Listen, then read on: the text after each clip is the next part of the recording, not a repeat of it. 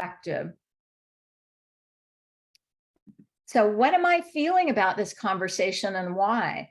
Am I having a lot of reservations? Is this causing me stress and strain? And why is that? Am I feeling guilty? Am I feeling like I caused it? Am I feeling like this is never going to end? Am I just feeling like, this person is wasting my time because I'm really busy? You got to go through all those things and sort it out. And also, what are the other person's concerns? Where might they be coming from? Am I more emotional than I should be? So I'm going to give a personal example. Sometimes, when there's a lot going on with work, busy during the day, and an issue comes up, it's really not about the issue and the person. It's about all the other stuff I have going on that I'm stressing about. So I need to think about to compartmentalize and put those other things aside and not let it impact my ability to focus on this conflict and this person to address it. And what are their needs and frustrations? They also have things going on. This is also difficult for them. And what personal history is being triggered that I can put aside? So sometimes we're reacting to a situation because of something that happened in the past. Maybe you were involved in a similar situation with somebody completely different. And so you're reacting to the situation. Or maybe you're thinking, why can't people get this? I've already dealt with this issue with 4 other people. It's not about this person though. Or maybe you have a history with this person that's important to be able to put that aside to focus on the immediate issue.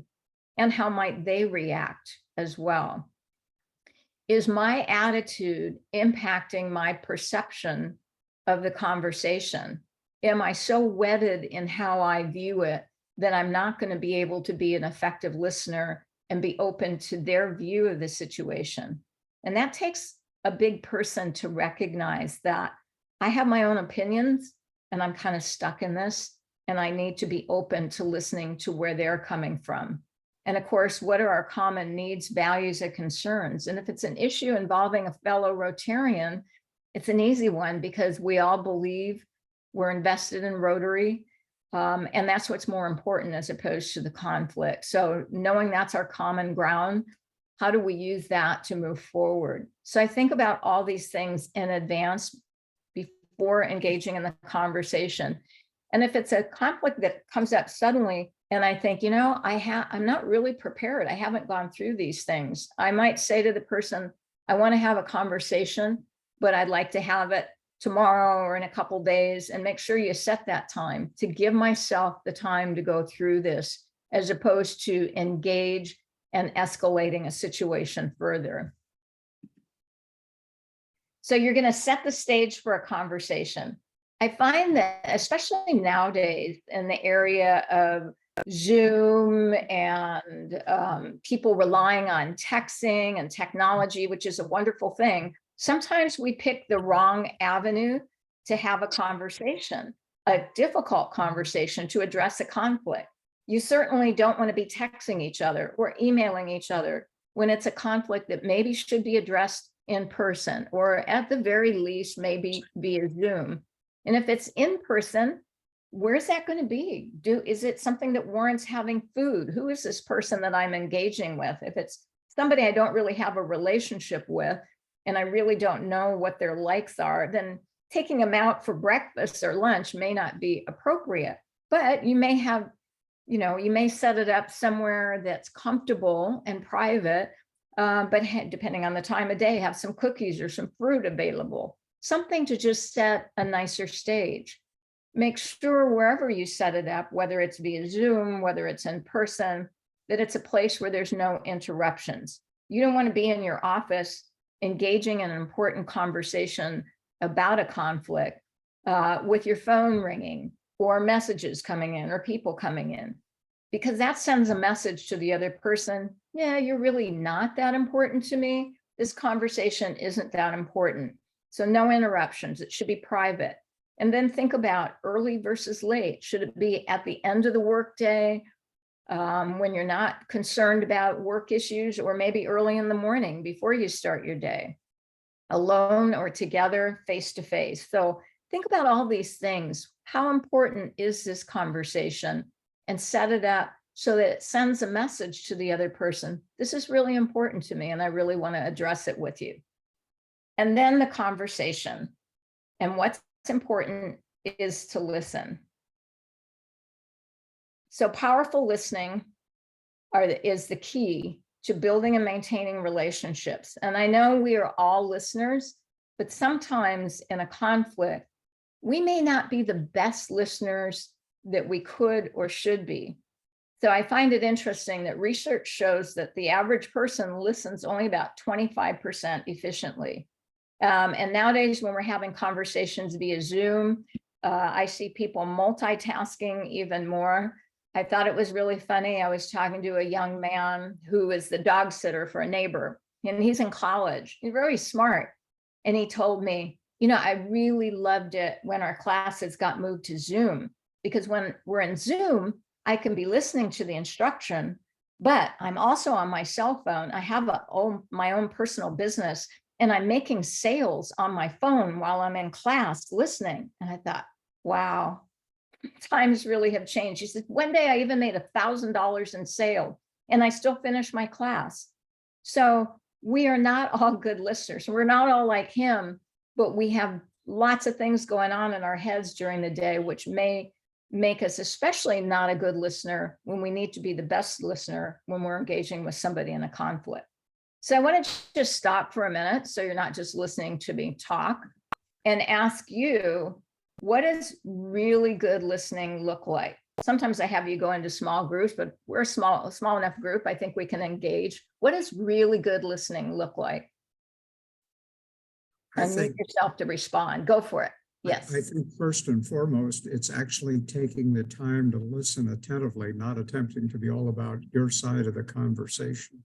Excellent. Exactly. It's listening attentively. It's not about you yet. Okay. What else? Yes. I saw Ted say, it's also looking active in your listening, leaning forward, giving facial feedback, so people have visual cues that you're really listening and absorbing what they're saying to you.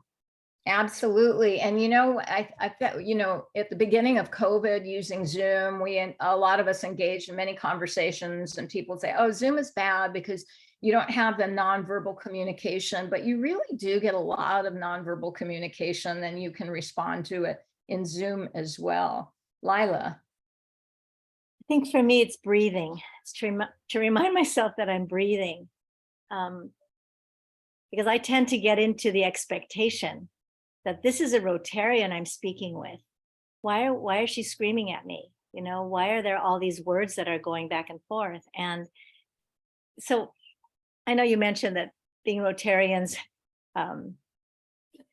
we kind of frame ourselves and our colleagues in it with an expectation, but I find that hinders me sometimes from listening. So I just have to breathe. Yeah, breathing is huge. I do, before I engage in one of these, whether I'm mediating, whether I'm engaging in an interpersonal conflict or stepping in between others informally, I always do those 3 deep breath in, out, so that I'm my calmest calm I can possibly be, especially because I run on high energy. Anything else about really good, powerful listening? Because it is a powerful tool, and we all need to be reminded, because there's a lot that goes into that powerful listening. Anything else? Yes, Annie. I really think a great part of listening is when we don't flood the person who is listening, and they can just give us a short, what I heard you say is da da da, did I get you? The checking in with the information that I've taken in with that person gets, I always say, it makes the little neurons go, wow, wow, wow, wow. They got me.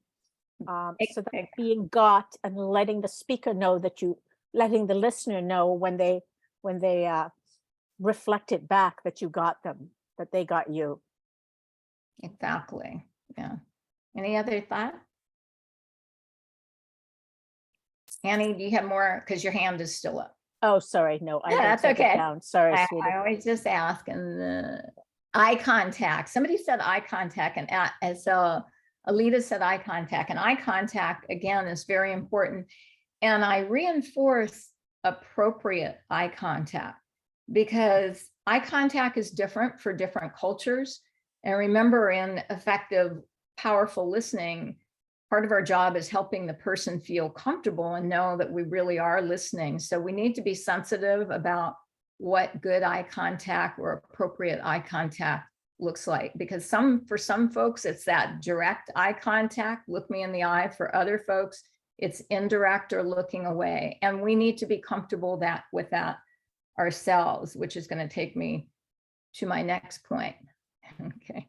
Thank you. One more Yes. point, if I could, and that is, I think eye contact is very, very important, but it's also important to understand, we're thinking in the context of Rotarians here in America. And in an international sense, we need to be a little bit careful. We make eye contact in a polite way, but not a threatening stare or something, because there are some cultures in which that's considered very off-putting. So we need to consider the setting regarding eye contact. Exactly. That's exactly right. And I saw Lorraine's hand up. I think that active listening is that we slow our brains down, so we're not trying to figure out what we're going to say in response. Great. We literally, that we are absorbing what we're hearing. You said 25%, we need to up it in active listening. Yeah, we should be, when we're engaged, especially trying to resolve a conflict, we should be at our 100%, or maybe even 120%, because that in itself is sending the message to that person, you know, I really care, I really want to understand, and I want to resolve this. And it's amazing how listening can convey that with all the things, by doing all the things that each of you have said. Yes, Annie. I think being curious, showing interest that way, because we can listen. Yeah, okay, got ya. Or, oh, tell me more about that, or how would that work? When we're curious, it creates more of a connection and more of a feeling felt. Exactly. And we like to say, go to curious from being furious. So great. All right. I'm going to jump back to the PowerPoint. Thank you for your excellent input. I mean, I'm preaching to the choir here, I know. All right. Why are you saying there? Let's get rid of that. You don't need to see that. All right. So being a powerful listener, and it's what you talked about, nonverbal communication, empathy, which I'll talk about, and usually start with empathy, identifying their interests, what's important, asking questions, reframing, and summarizing. So you mentioned nonverbal communication, and it's interesting, 93% of communication is nonverbal. Our voice, our tone, our body language, the eye contact you mentioned, all those things are important. So there's certain ways that we react, or we should be considering when we're trying to convey to somebody that this issue is really important to me and I really want to resolve it. So I want you to think about, and let's have a conversation about it. What nonverbal communication provokes a reaction from you? Because that's important to consider when we are going in to resolve conflict. Anybody? Any type of nonverbal communication that provokes a reaction? Lorraine? Eye rolling. Eye rolling. Yeah. Yeah, that eye rolling, right? As soon as you see it, you just want to be like, you're not listening to me, or, you know, they're not taking this seriously, or all the other interpretations that we have of eye rolling. What else? I think it can also be things that just, while they're not necessarily off-putting, they just completely blank the message that you're trying to impart. I had a meeting not long ago with a government agency, and I scheduled it as a very informal thing, sit down, have a latte, and chat around a table. And one of the guests who was there had some points to make, and everyone was chatting informally. And then when it was his turn, he stood up smoothed his shirt and his collar, looked down at people as if it was a professor, and began to talk. And because he was nervous, he cast around for something as a prop, and he found a piece of wire on the table and picked it up and started twisting and untwisting and twisting and untwisting. When he was done, after the meeting was over, I asked our government representatives what they got out of it, and they said simultaneously, the only thing we got was, we just want to know what he did with a piece of wire after he was done. So the messages that he was trying to impart were completely lost because of the formality and the nonverbals. Great example. And I'm going to go to the next slide about what nonverbals we use and might want to change. I want to acknowledge Roz in the chat, finger pointing. Oh my gosh, finger pointing is one of the worst. It is so offensive. And in some cultures, it's even more offensive. So I had two mediators that I had to intervene with once because one person happened to be a very talky person. The other person was a very low energy, methodical person. So every time the talky person started talking, the other person felt offended. So finally, at one point, he raised his finger and pointed, and she just lost it because she found it so offensive. I mean, it was just very offensive to her. So finger pointing, boy, you can get a reaction. And so we need to think about all these things where in some situations, it may not be that bad, or you may get away with it, but you have to think about, okay, what things might I react to that other angry person might do? And if I really want to engage, I can't let myself react to it.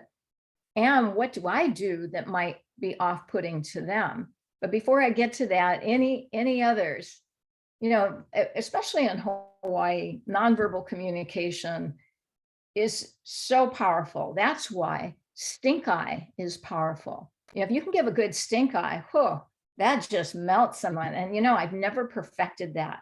You know, when I was in elementary school, there was one other student and she gave the best stink eye. I mean, it just melted you. And I always like, I want to be able to do that. And I would go home and I would practice. I could never perfect that. But there's certain nonverbal communication here on the islands that, wow, as soon as you see it, you react to it. And so if I'm going in to resolve a conflict and somebody's doing that, I have to remember, okay, I can't react to this. You know, I can't let it get to me. I still got to be nice and calm and be a good listener and not be thinking, okay, this person is giving me stink eye and now I'm really irritated. Any others that are really off-putting to you?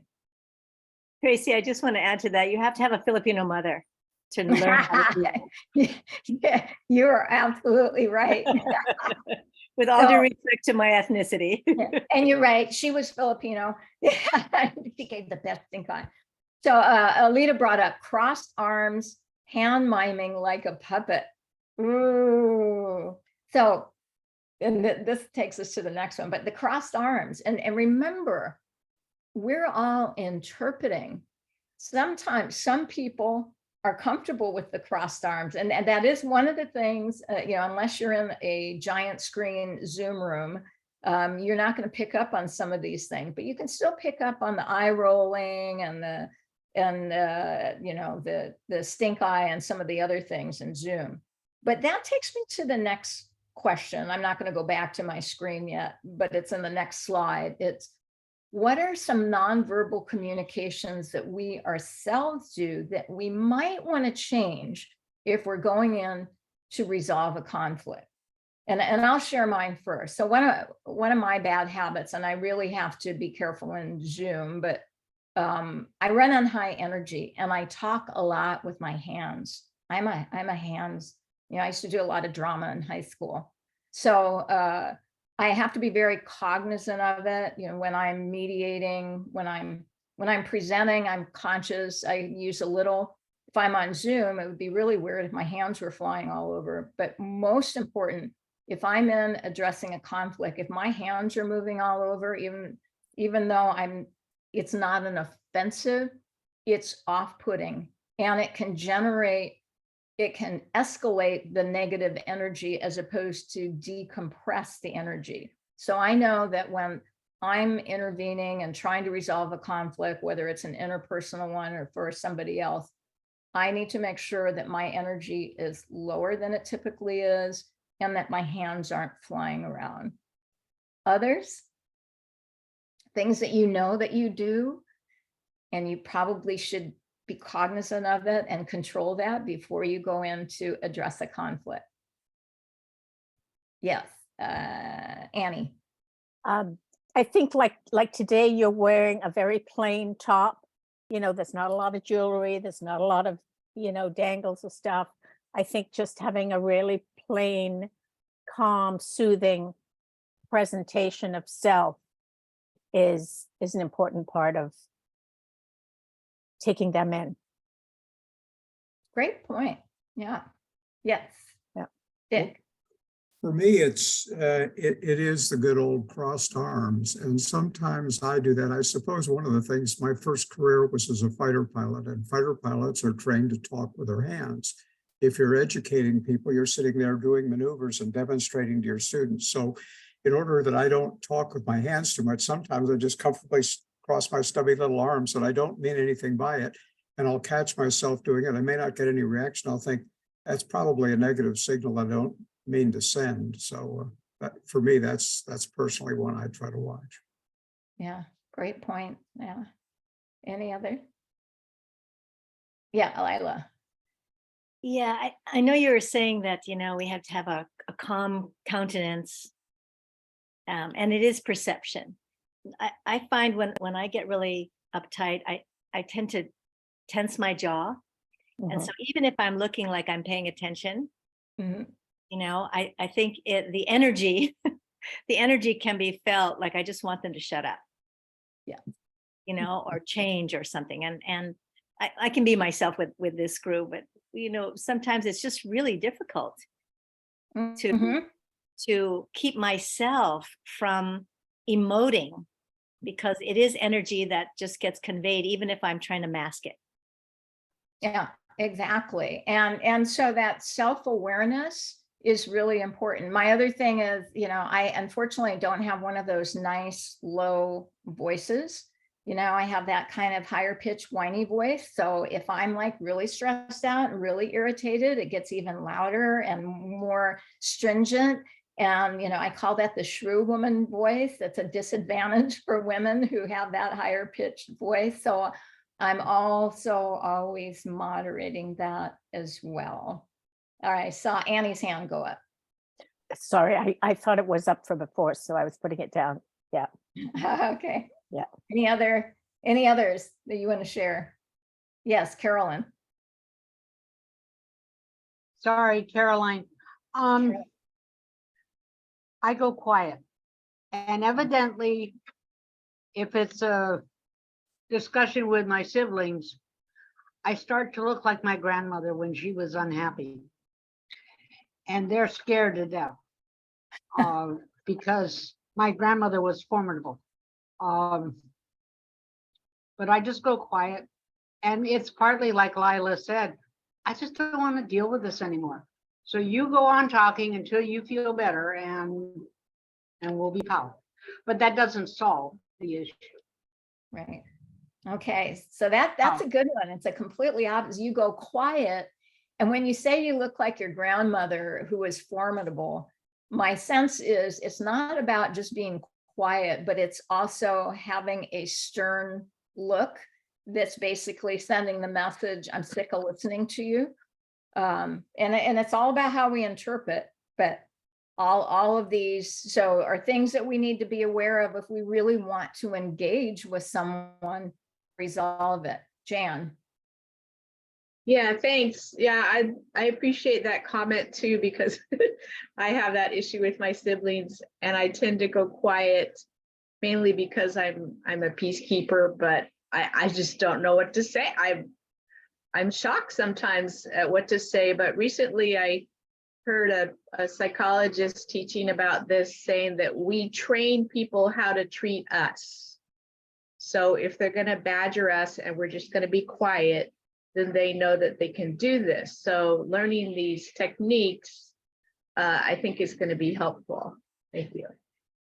Yeah, thank you. And I saw in the chat, tone of voice, which, yes, I mentioned, and lips like, that's a good one. So yeah, I'm gathering it's those pursed lips that it's a signal of disapproval, which again, being conscious of all these things and the message that it can send to somebody else.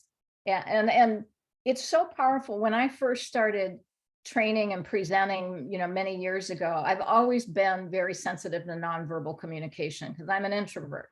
So I was always, and then getting it to be a mediator, I became more sensitive. So I'd get up there to present and I'd be reading people and I'd be like, okay, they don't like it. They're bored. They want this over. And I start talking faster and faster and faster and faster. And I'd be done. And then I think, why did I do that? And I realized that I was just interpreting and reacting to it as opposed to checking in. Hey, it looks like everybody needs a break. How's everybody doing? What do you think about this? Should we skip through this faster? And that goes back to, I don't know how to, excuse my verbal friend. I don't know how to deal with, or I can't believe everybody's going on like this. And we'll talk about this in a minute. It's how do you nicely check in so that you can respond in a positive way and not just react to their nonverbal. So it's you reacting to their nonverbal and you being conscious of your verbal communication so that they're not reacting to you. Any last thoughts, comments on that before I move forward? Annie? I think of Queen Elizabeth being an exemplary example of, no complaints, no defenses, no explanations. Made it very difficult to have an argument with her. She Great. heard your point of view, and that And- is, Sorry, go ahead. which was not necessarily very conducive to communication, but with some people it served the purpose. Like, okay, got it. Next. Yeah, and so she used her power too. Mhm. And we can all do that. So we need to be conscious of that as well. All right, so moving back. Sorry. Oh, let me.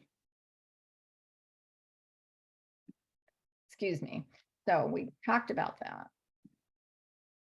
So as I mentioned, so the first, you're conscious of your nonverbal communication and theirs, and you're going to open up and get their perspective of the situation first, as somebody smartly said.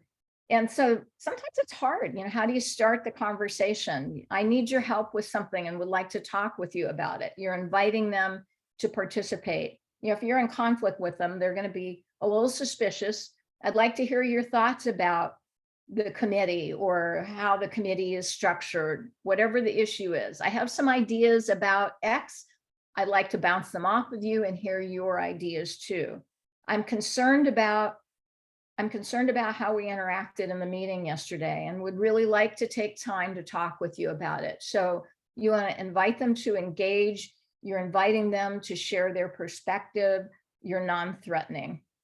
And then once they start talking, you start off with empathetic listening. This doesn't mean you agree with them, but you're validating their concerns. So you're asking for their perspective, you're listening for what's important to them, what they value, and you're validating their ideas and concerns to show them that you're really listening and understand why they view the situation the way they do. And it's what Annie, you were saying, you're reflecting back. You're not repeating back everything they said, you're reflecting back on what you heard and what your understanding of their view and what's important to them. So the speaker says, I don't know why you had to come in and take over the committee when I was handling everything just fine. And so an empathetic listener says, sounds like you were comfortable working on your own and it was frustrating for you to have someone else jump in when you thought you had everything covered. Now, this sounds kind of convoluted and hokey, I know, but there's some really important pieces to effective empathetic listening. So you always start out tentatively. That's why you'll hear sounds like, what I'm hearing is, I'm getting the sense that these openers, you put it out tentatively. You never tell somebody what they think or feel. So you put it out tentatively, you're trying to understand. Sounds like you were comfortable working on your own, and you have non-threatening language in that. And you're trying to pull out what their feelings and what's important. Sounds like it was frustrating to have someone else jump in when you thought you had everything covered. And it's about the issues in the situation, not about the people. So you're framing it in this way to let them know, I'm really trying to listen to you. I'm trying to understand your view, and I'm trying to understand what's important to you. A few more examples. Sounds like you're angry because your suggestion wasn't implemented. So you're trying to dig down a little bit deeper with non-threatening language. You're upset because you felt that I intentionally didn't include you in the project. Is that correct? So again, I'm checking in with them. I'm hearing that I hurt your feelings when I said we didn't need your help. So always tentative, checking in, giving them the opportunity to say, no, that isn't right. But then they will continue talking, which is what you want. It's a way to engage. And remember to practice mindfulness, because really effective, powerful listening, you are completely present. You're not thinking about the past situation. You're not thinking about how you're going to resolve this. You're in the present moment, listening to what's important to this person without judging them. And you're listening for interests, and that's what's important to them. So people start a conflict with a position, what they want. I want to report on the project. That's what this person wants. But when you engage in the conversation to get their perspective, what you're listening for is why they want something, what's really underneath it. I want to be recognized for my hard work leading the project. So that's very different. And remember, interests aren't always obvious. And unless you're a little warped like me, who's been in this business for a long time, and I think in terms of everything of interest, whenever I engage in a conflict resolution process, whether it's interpersonal, whether it's with others, I'm always thinking about what are my interests, what's important to me, what are their interests, what's important to them, because it's easier to resolve conflict. So people don't necessarily go in. They just know, I'm really irritated. I'm really mad because they didn't let me talk about the project when I was a person who really did all the details on it, but they haven't expressed that to you. You just know they're mad. And sometimes it's about fair or equal treatment. Sometimes it's about respect, acknowledgement. It might be need to be in control, the need to feel heard, recognition. So when you're listening to people and using that empathetic listening, you're trying to draw out what's really important to them, because when you figure that out, it's usually a lot easier to problem solve. And how you find out interests is by asking questions to understand. So you've been an empathetic listener. You don't just stop there. Then you ask more questions to gain a better understanding of their perspective, their interests, and what's important to them. Questions, and I say powerful questions. Sometimes as a mediator, a problem solver, I'll ask a question and I don't get an answer that's really helpful to solve the problem, but I think, I just think maybe if I ask this question differently, I'm going to bring out something different. So sometimes I'm asking the same question in a different way, but it lets people know you've heard them. If you ask a good question, it gathers more information, it clarifies and encourages people to think about the situation in a different way. And it really lets people know that you're really trying to engage with them, to understand them, and it makes them feel good, and that you really want to solve the problem. So powerful questions and asking good questions is important, and it helps you get their interests, what's important. So, and it helps pull ideas together and highlight their, I just moved to summarizing, sorry. So once you ask the questions and you get a lot of good information out, then you want to summarize back. Again, it lets people know you've heard them. These are all tools that help people feel good and tells them that you're listening to them. pulls ideas together. Let me make sure I have this correct. Initially, you said when you started working on the project, you had all these ideas and you were frustrated that all of your ideas didn't get implemented, but you still felt it was a really good project. When you got really irritated with me was when, after the project, you didn't get to provide the report at the club meeting. Is that correct? And so it was frustrating in the beginning, but you were ready to let that go. But what really happened is when I didn't let you present at the meeting, and that was kind of the straw that broke the camel's back. Am I hearing that correctly? So it gives them a chance to correct me and clarify, but it also then allows us to move forward and speak to be understood. So you want to use non-threatening language. That's why I go through that, what I call the convoluted mediator language. What I'm hearing is, it sounds like you're really frustrated. Don't be defensive. Use I statements when you share your perspective. So once you listen to them and you ask good questions and you summarize back and you get it correct, because they say, yeah, that's exactly right. Yeah, I felt really offended by you. And I just felt like you were dismissing me and not giving me credit for everything that I did. And so when you see them de-escalate and acknowledging that you got their perspective and what's important to them correct, then it's your opportunity to share your perspective, because that's what conflict resolution is about. It's not just about what's important to one person. It's being able to have that conversation, but you have to do all those other things first to lay the foundation before you get to share your perspective. And you want to be non-threatening by using those I statements. I felt very confused when you got upset with me because I didn't know that it was so important for you to provide the report. And actually, I wanted to recognize you and all the work that you did when I was going to provide the report. So I'm sorry that there was this miscommunication, but you always put it out tentatively using I statements. Remember to always keep calm, be flexible, and be creative. There is no one answer, one strategy, aside from powerful listening, that's going to make the difference. So this is Kimmy Werner. Some of you may know who she is. She is a world-class deep diver, free diver.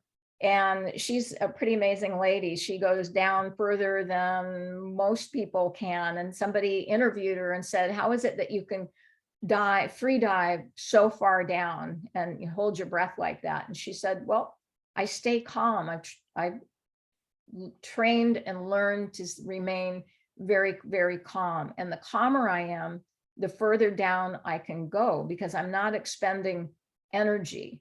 And so one day when she was free diving and went down very deep, she ran into a great white shark. And most of us, if we were in the water and ran into a great white shark, we would do the exact thing you shouldn't do, which is start swimming away very rapidly and splashing.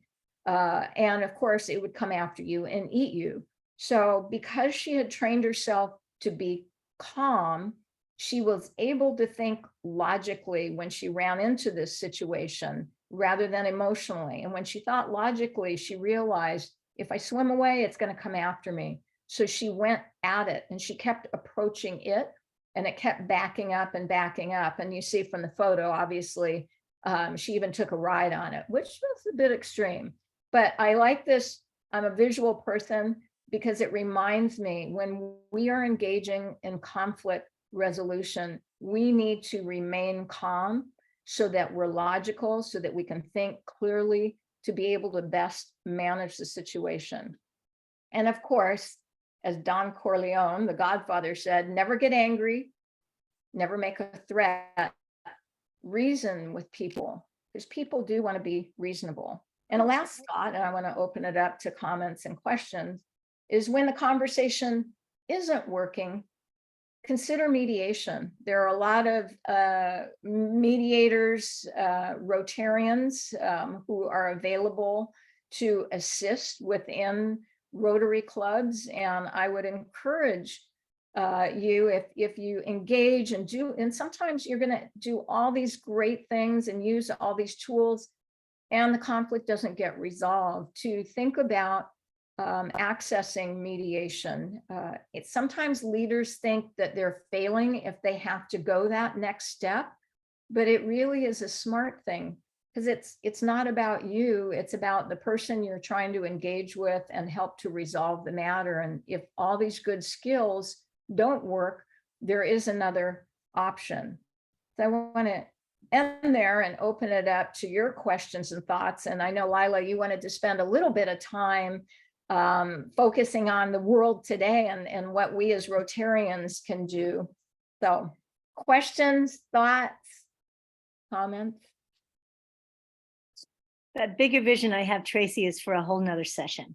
Oh, okay. Yeah, it sounded like it, but I didn't want to not acknowledge your Thank you. request. to have It's some my time. own personal feelings at the moment, but I do have a question, at some point when that other person does not want to, I'm going to say, be reasonable or even listen. I just go, okay, fine. I don't have any animosity, I just know we're not going to be able to talk. But it's interesting because that person then comes back and zings me, a couple of weeks later because they haven't let go. So I guess my question is it worth going down that road again? Yes. So, and I say, so in life, you have to pick your battles, right? And sometimes walking away is okay. And that's the right thing. And it depends on the people and their conflict management styles and the issue.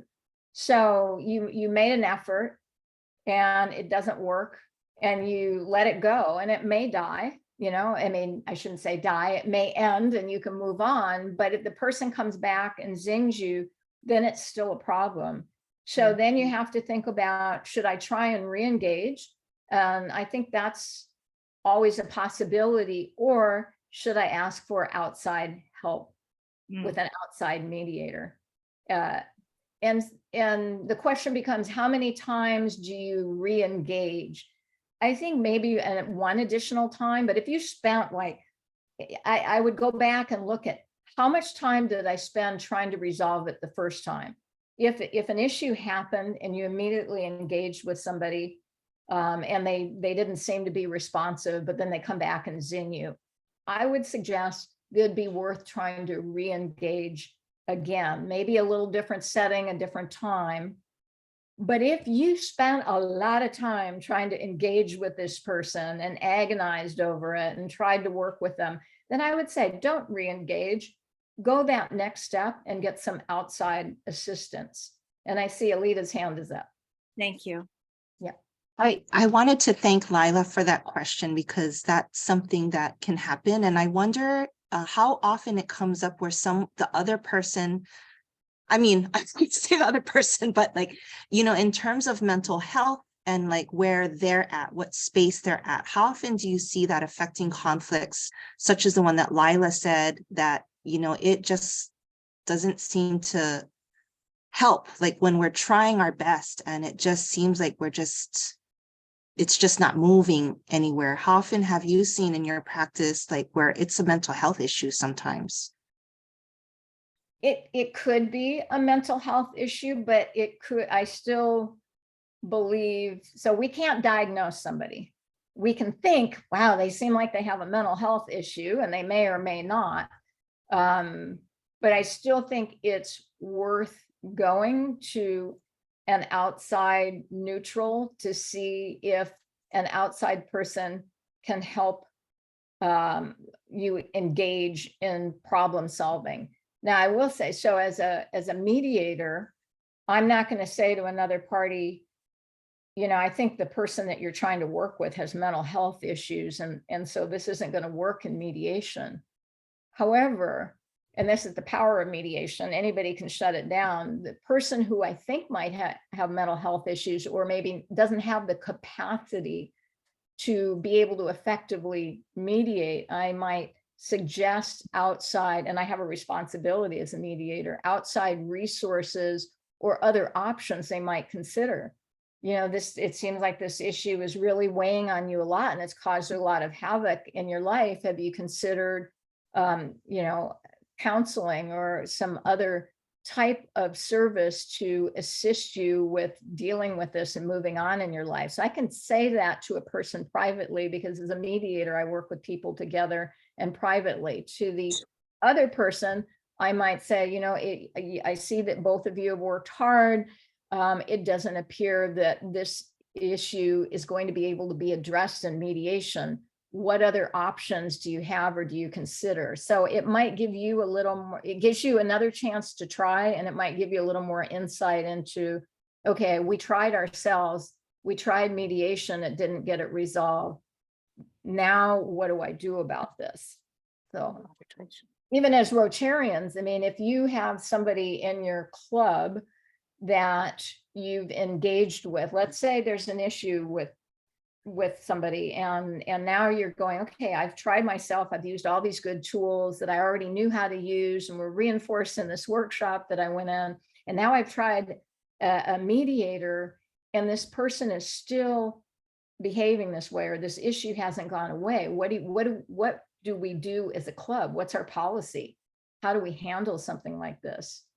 So we can't, as Rotarians, say to somebody, you know, I think you have mental health issues and you need counseling. So we can't do that. A president couldn't do that. So it would be something you'd really have to confer with your leadership about, okay, what are our next best steps? But at least you have made the effort and tried different steps before you get to that point. So somebody couldn't come back at you and say, wow, you never gave me a chance, because you don't know what's going on with people. Other comment, questions? Good session. Great. Thank you, Tracy. Thank you. Thank you, everyone. I know I'm preaching to the choir and appreciate the opportunity. And you all have a wonderful rest of your day. Appreciate your time. Thank you, Tracy. Aloha.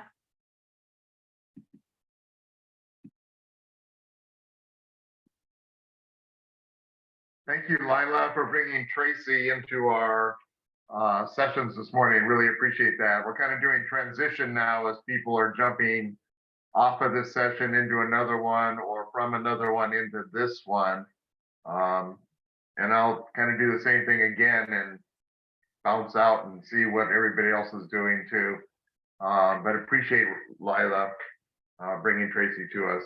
Our next session, as people start joining us, will be on a new initiative from our incoming president, Rotary International President Gordon McAnally, and that's about a mental health initiative. And nicely enough, Kathleen Merriam volunteered to lead that. I will tell you that she sits on the national or international mental health initiative. She was on a Zoom at 3 o'clock this morning. I can vouch for that, with a Zoom out of New York City, and participating in the international initiative that's going to be going on. So with that, let me turn it off to wonderful Kathleen Merriam. Well, thank you, Mark Merriam. That's so nice of you. I appreciate that introduction. So some of you have already been in a session, or you're coming into a session. Maybe everybody could just kind of stretch as we get ready to start. Just go ahead and kind of stretch. There's Arlene. I won't put her on the spot to lead us in that, but I think she's coming on. So yes, thank you, Conrad. Oh, some people are leaving. Shoot. Well, that's the way it goes. Some people are going to be coming in. Oh, I see. Are you admitting them, Mark, or am I supposed to do that? I can do it too. Okay, so some people are coming in and some people are leaving. Well, thank you for being here. I'm super excited that the topic is about mental health. And so my guess is you all are here for different reasons, and I do want to find out more about that.